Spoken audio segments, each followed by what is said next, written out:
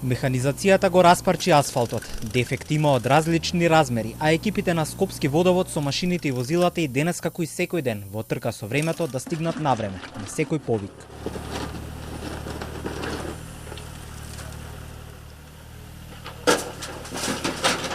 По санацијата вода веќе нема да протекува на улицата, а камионот ќе ја однесе на товарената земја. Ќе остане само неизвестноста дали екипите на ова градско предпријатие ќе продолжат да поправаат дефекти или ќе влезат во штрајк. Од град Скопје молчат иако денес истекува крајниот рок кој го поставија синдикатите. Од ССМ бараат средба со градоначелничката, но не се знае дали ќе добијат повик. Од владата се нудат на помош преку медијација. Доколку ССМ достават барање за медијација, секако дека ќе постапиме согласно законот и ќе одредиме медијатор кој што ќе се обиде да го реши проблемот преку медијација, за да може штрајкот да биде ставен во мирување, се додека не се издаде решение.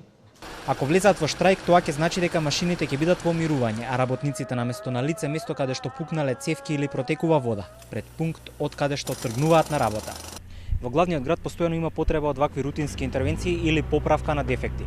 Работниците од водовод, додека се овде и работат на овој случај, добиваат повици да се јават на друга локација во Скопје. Синдикалците од водовод и канализација се јасни во своите барања. Сакаат разрешување на актуелниот директор Митовски, кој на позицијата е само месец и половина.